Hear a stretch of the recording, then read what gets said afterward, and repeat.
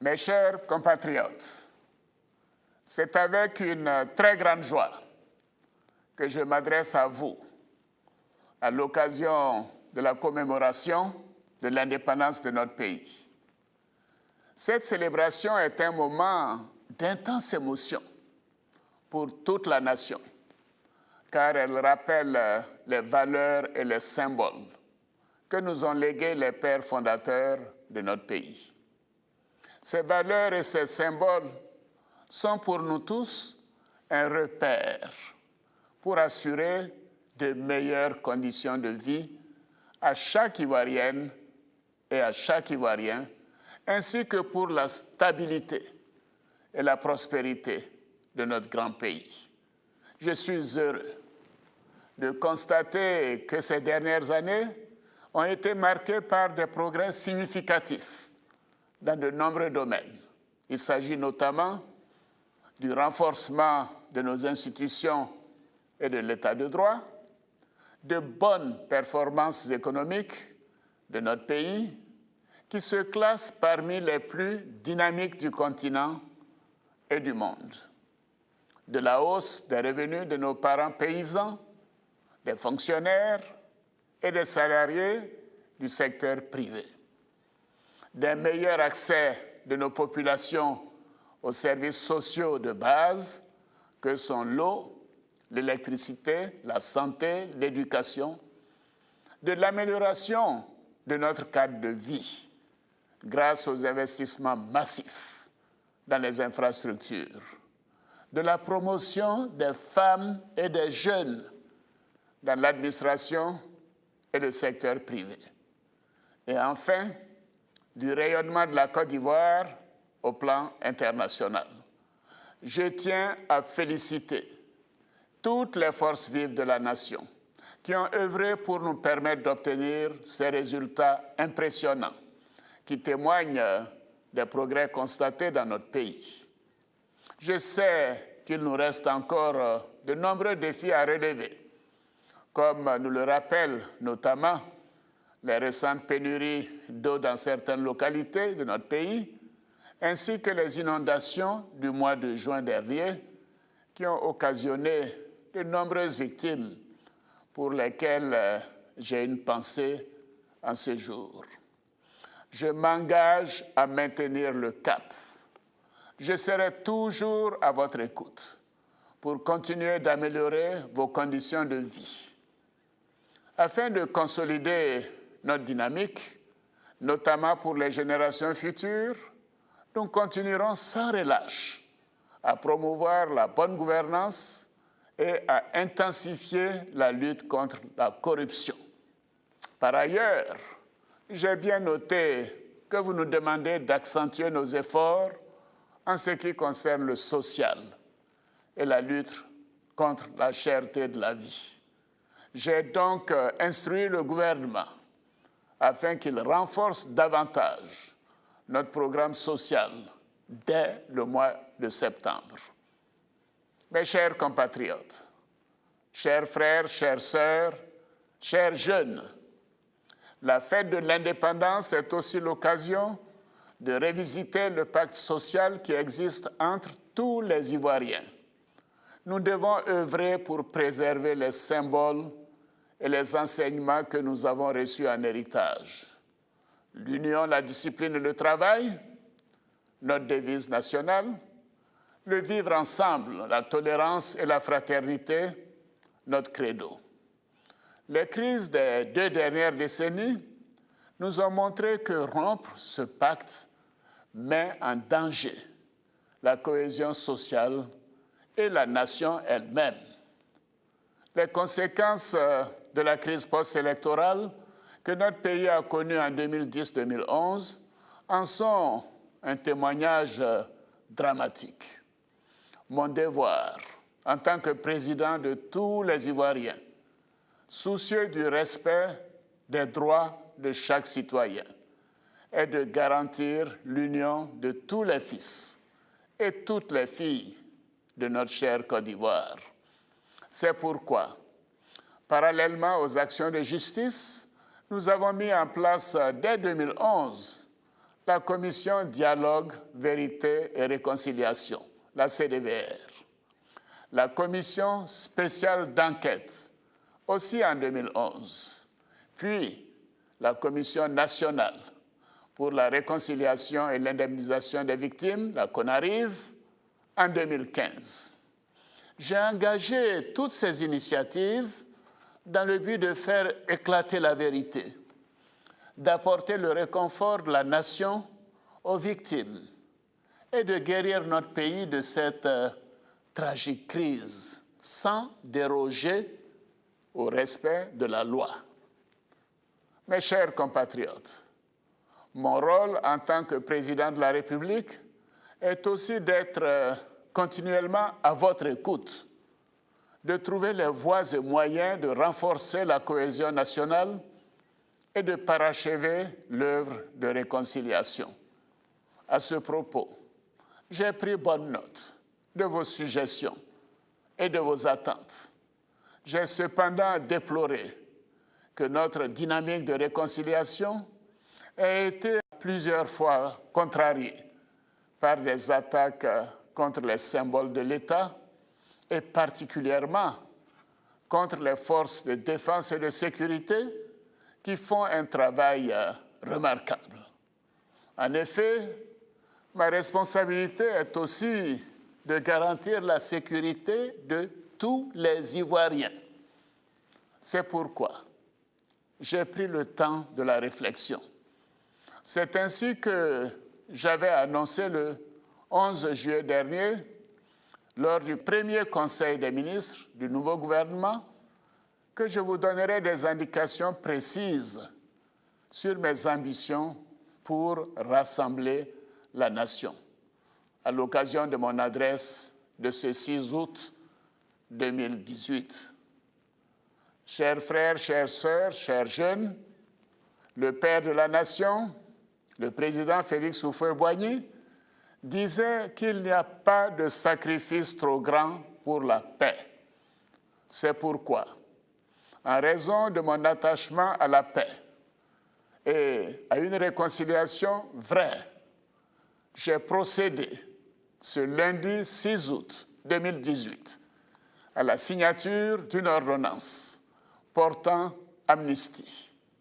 Cette amnistie bénéficiera à environ 800 de nos concitoyens, poursuivis ou condamnés pour des infractions en lien avec la crise post-électorale de 2010 ou des infractions contre la sûreté de l'État commises après le 21 mai 2011, date de ma prestation de serment en qualité de président de la République.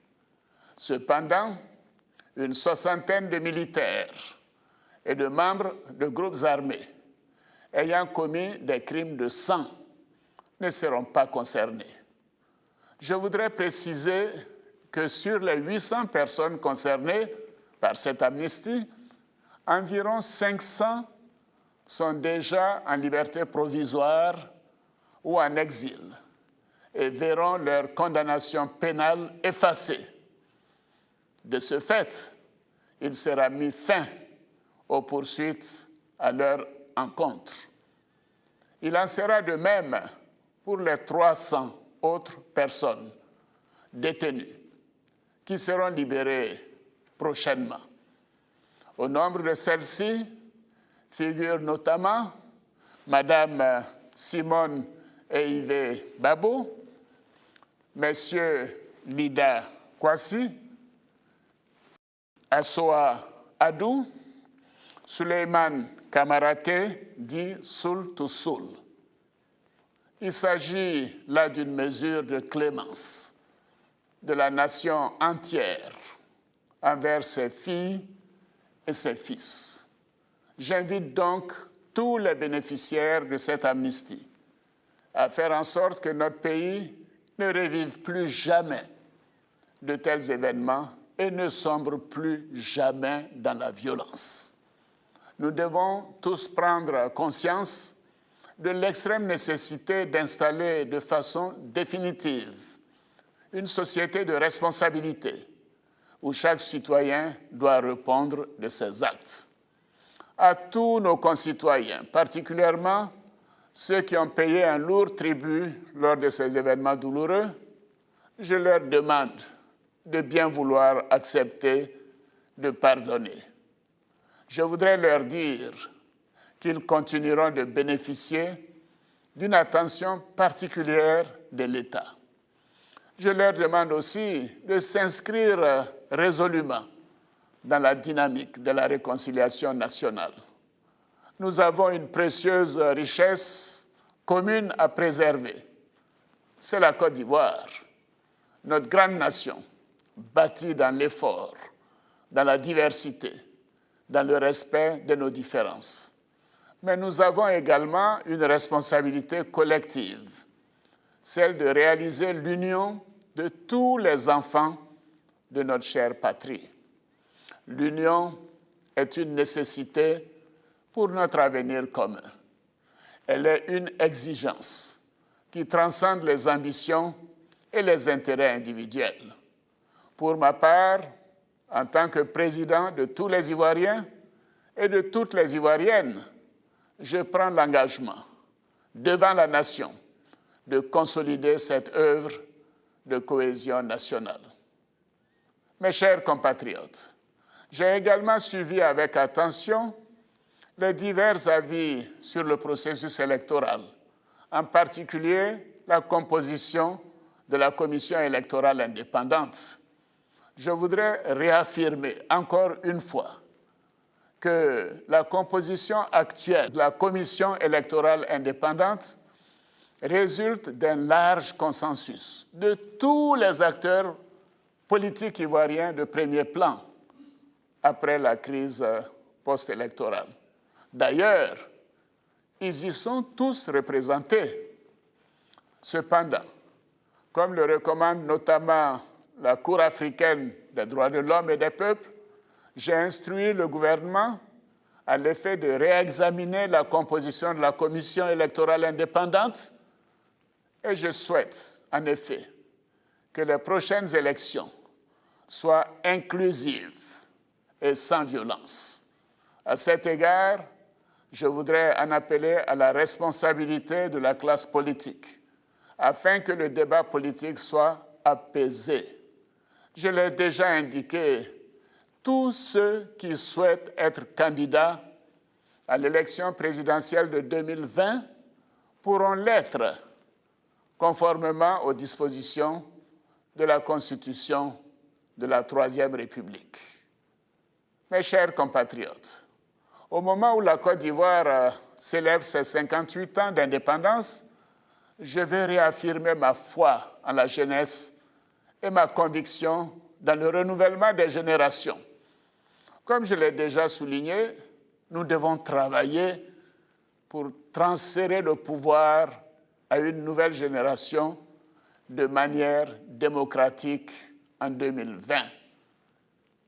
Notre pays est riche d'hommes et de femmes, jeunes, compétents, qui ont reçu une formation de qualité et qui ont appris à nos côtés, comme nous avons appris aux côtés de nos aînés. N'ayons pas peur de passer le témoin. Faisons confiance à nos jeunes, tout comme nos aînés nous ont accordé leur confiance. Chers frères, chères sœurs, déjà le 15 janvier 1962, le président Félix Houphouët-Boigny disait ceci, et je cite, « Dans cette Côte d'Ivoire, où est si vive la conscience de la responsabilité de génération en génération, la fierté veut que chacun de nous laisse à la génération future davantage qu'il n'a reçu. Mon devoir est de laisser dans la conscience de nos cadets une culture plus forte des valeurs de la nation, impact citoyen. Je souhaite qu'au-delà des valeurs d'union, de paix, de fraternité, de tolérance et d'amour, nous développions plus fortement les notions de droit et de devoir citoyen. chacun d'entre nous doit être conscient d'une part de ce qu'il est en droit d'attendre de l'État, de la nation et de ses représentants, et d'autre part de ce qu'il doit à son pays, à sa communauté, à ses concitoyens. C'est ainsi que nous bâtirons une nation plus paisible et plus forte. Mes chers compatriotes, je veux placer cette fête de l'indépendance sous le signe d'un nouveau départ, d'une nouvelle chance que nous nous donnons pour faire grandir la Côte d'Ivoire dans l'amour, dans la confiance mutuelle et dans la solidarité. L'histoire récente de notre pays, tout comme l'évolution du monde, nous oblige à bâtir une Côte d'Ivoire nouvelle, une Côte d'Ivoire plus forte, plus tolérante et plus équitable, une Côte d'Ivoire stable, condition sine qua non au développement, à la prospérité et au bien-être de chaque Ivoirien et de chaque Ivoirienne. Cette Côte d'Ivoire nouvelle est en marche et notre pays continuera de rayonner à travers le monde. Je vous souhaite une bonne fête de l'indépendance et je vous invite tous au grand défilé militaire qui se déroulera demain, 7 août 2018, sur le boulevard Giscard d'Estaing. Et cela fait 38 ans que la célébration de notre indépendance ne s'est pas faite dans ce format à Abidjan, en dehors du palais présidentiel. Ce sera donc un grand moment de rassemblement et de fierté pour tous. Bonne fête de l'indépendance à toutes et à tous. Vive la République, vive la Côte d'Ivoire, que Dieu bénisse notre beau pays.